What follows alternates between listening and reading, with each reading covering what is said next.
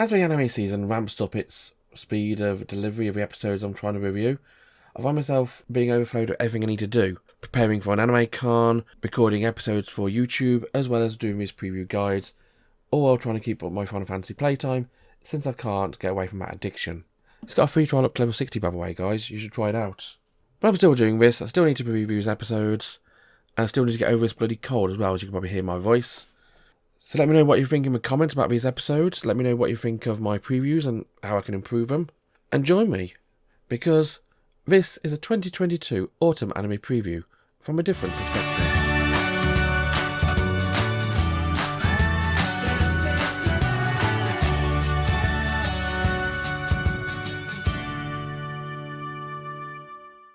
Starting us off today, we have Raven Arena Palace, a historically looking mystery type anime about a mysterious noble princess type consort character. She's known as a Raven consort, but other than that we don't know too much about her, other than that she's a bit of a recluse with some magic powers who only offers trades of equal value to do work for someone. Almost like a mystery solver or a private detective just of historic times. We're introduced to a bunch of characters in this first episode, only really 3 which really matter. You've got the Raven consort herself, you've got the young prince or king or ruler of the emperor, and you've got the emperor's assistant. And the emperor decides to go to the consort one day to find out who the owner of a earring is. And of course, she doesn't just do that type of job willy-nilly. She wants to know why he wants to know this. She's not going to help him if it's a questionable thing he wants to do. For example, if it's going to risk someone's life, she doesn't want any part of that. And the actual full reason is never explained in the episode. It's hinted at quite heavily, but he's investigating the person who basically killed his mother. And he suspects it's the former empress who really looked down on his mother that much. But that's a whole mystery overlying the entire episode, really. Just who is she and what sort of powers does she have? There's a whole lot of backstory here about mysterious goings on, a former emperor being cursed to see women with silver hair, curses, magic. But all in all, it's a very interesting historic piece, this one. It doesn't really wow me. The visuals are very nice. The Raven consort herself is very, very appealing to look at, and her personality is kind of fun as well. She's got almost like a spoilt brat, rich girl thing going about her, without it being too grating. The way she goes adventuring, trying to find the way, dressed up as just a commoners. There's actually dressed up as a normal girl around court. She makes friends, she learns things, and all in all, I think she's a very nice character. The Emperor as well, he does seem to be a nice guy, but he's a bit too emperor-y, if you know what I mean. He's very much, I am the ruler, and you will do my bidding. But not in an offensive way, not in an aggressive way. More of a manipulative way. Now, it's been a while since I watched this one, since I've been recovering, as you can probably tell. And so I don't really remember too much about it. I know that I probably will watch a few episodes of it, but it's not one of the best shows of the season. If you are interested in watching Raven Arena Palace, you can find it airing over at Crunchyroll. Next up today, we've got an anime which I really don't need to think too much about. Its most recent Gundam series. It's the first new Gundam TV series in 7 years. It's Mobile Suit Gundam, The Witch from Mercury. It's also the first proper TV Gundam series to have a female lead in Soletta Mercury. Very much a timid girl. She's not what you'd expect from a Gundam hero. Well, for one thing, she's a heroine, not a hero, but that's also what you wouldn't expect from a Gundam hero. She's also as scared as anything. You can walk up to her and she'll run a mile because she's scared. She's really not made out to be a Gundam pilot, but from what we saw of it in the prologue, because even though this is episode 1 I'm previewing, there was a prologue episode 0 which aired about a month ago, and the prologue talks about Soletta and her past and the origins of her Gundam. Because in this world, this is a brand new century, it's Adacella, AS. In this world, Gundam are everywhere. They're not Gundam, they're mobile suits. And there's been an economic attack on certain groups who made them in the past, including Soletta's family, who were basically murdered because of the stuff they were making.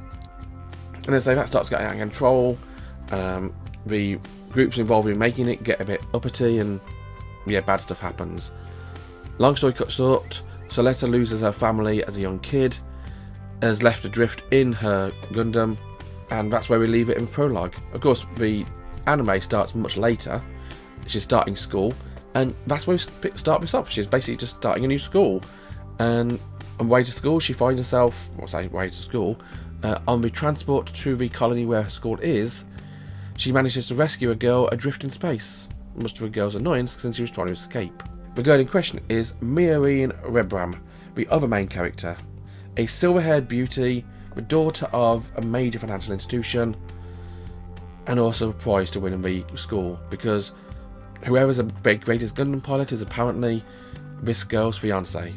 And the current #1 pilot is, for want of a better term, a dick. He wants to own her and control her and do whatever he wants with her. He refuses to allow her to do whatever she wants, and that's the reason why she's trying to escape. And one thing leads to another, and Soletta ends up in a duel to basically let her do what she wants with this guy. And this guy's uppity. Of course, he's got the best mobile suit in the school so far, but in the first fight, Soletta wipes the floor with him. She takes over the role of basically being the fiancé of Mercury. And Mercury seems up for it. I mean, old-fashioned people, she's up for whatever happens. And so suddenly, Mobile Suit Gundam, The Witch on Mercury, takes on an entirely different persona for a lot of people. Suddenly it's no longer a Gundam show, it's become a Gundam version of Utena. And I'm for that. I mean, strong female lead taken before with giant robots. Why not? I mean, I'm amazed I've not done a female lead in a Gundam before. And most of the time they're just damsels in distress to be rescued, or idols, just look as Lacus. But no, here we got a main character who is a female Gundam pilot, and she's cute as a button, very, very timid, but really, really good pilot. Now, the setup of this one being set in a school and no real conflict going on yet.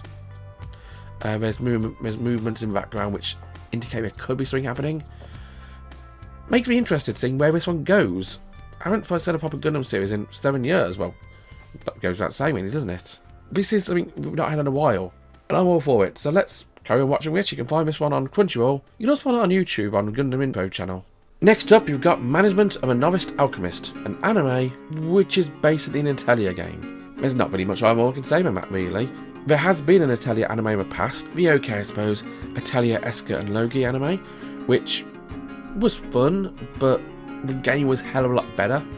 It didn't do a good job for portraying the magic of the series, just the story. But welcome to Management of a Novice Alchemist, as I'll probably be calling it most of the season, Atelier Sarasa, because our main character, in long-held Atelier traditions, has a cute name with 3 syllables. She's not Verona, she's not Toturi, she's not Meru, she's Sarasa. And Sarasa, as was orphaned as a kid, and she finds out that she can actually become an alchemist. Anyone can be an alchemist, but take the alchemy exam and pass.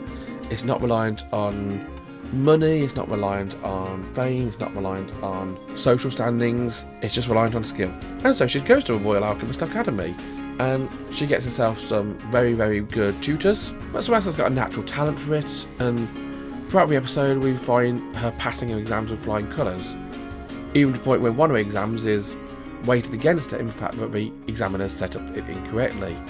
They accidentally put the wrong ingredient down on the table before ingredients students can use, making it impossible for them to complete the task. Now what she did, she thought that was a trick, and made the best she could, and made a high potion rather than a low potion. And so she graduates, not top of her class because social standing does have an impact on that, it seems. But she graduates, she gets her alchemy license, she gets loads of books she puts into a magic bag, and she's given a shop to use right where Boone is, middle of nowhere, mainly because the teacher wants all the rare ingredients from that area. And so the first episode is just very much an introduction to the world and the characters, and what's going to happen going forward. It looks like episodes 2 onwards are going to be her building up her shop, building up her friends in a new area, the proper intro to an Atelier game, as she opens up her Atelier Sarasa. I'm going to dock at a few points for unoriginality. Everything about the anime looks Atelier to me, and it is a bit too Atelier. I know I'm a big fan of Atelier games, but not a huge fan of things living off the coattails of something else, but I'll definitely watch more of this one. This one's definitely my type of anime. If you like Ittoki games with like cute anime, shop building, world building anime, this may be one for you. And you can find it airing over at High Dive. And finally today we have a story about a kid who grew up in a poor household. His mother is just a manager at a convenience store in a pit stop. He goes to school, has to take a bunch of lessons because learning to become gymnast or learning new skills for his future life, always important. His mother enforces it on him, and he doesn't have much of a social life. He's got a few friends at school which he doesn't really hang out with.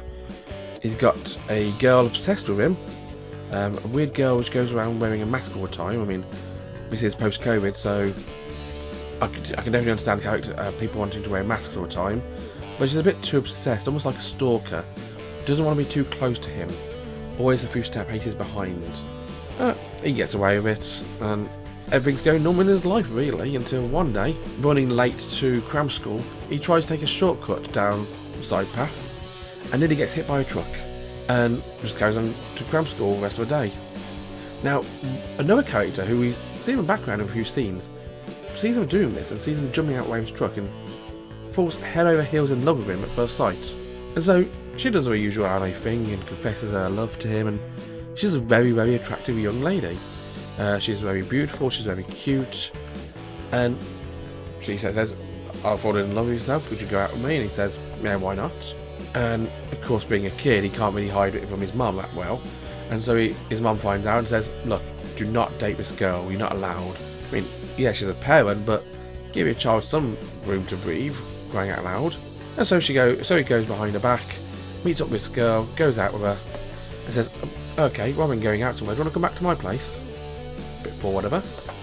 But, yeah, it's a teenage kid, of course, so yes. Do you want to go and visit a girl in her bedroom when she's invited you? I think you do. And so you go to her room, wondering what's going on, nervous as heck, and suddenly she starts taking off her clothes and pushes you down onto the bed. This is not that type of anime, because he kind of freaks out and tries to run away, only to find path blocked by ninja. And suddenly turns around, there's more ninjas everywhere. Turns out she's actually a ninja. She wants his life. She doesn't want to have sex with him. She wants to kill him, basically. And suddenly he's running for his life away from these random ninjas. He manages to escape somehow with the help of some other ninjas which come and fight the bad ninjas, only to run into even more ninjas who are still trying to take his life. Another ninja comes and saves the day and whisks him away after a family home. Because that's a big twist in this anime. An anime called Shinobi no Ittoki is an anime about Ittoki being a shinobi. The stalker girl is his bodyguard. He doesn't even realise it. I mean, it's blatantly obvious. She's wearing a mask, but it's effectively a ninja mask. She's got the twin tails of a ninja as well. You know, the classic very, very long, thin twin tails coming down your back. She's got them. Looks really good in a Naruto run. Just very cute. She's a girl you should be with, but yeah. But don't get me wrong, the other girl's cute, but... Now, Shinobi no Ittoki isn't going to be everyone's cup of tea. I might try another episode of it, depending on how it goes. If the season's pretty busy, I probably won't. I very much doubt I'll finish watching this anime this season. But if you do want to watch this one, you can find it also on Crunchyroll. That was Raven of Inner Palace, Mobile Suit Gundam, A Witch on Mercury, Management of a Novice Alchemist, and Shinobi no Ittoki.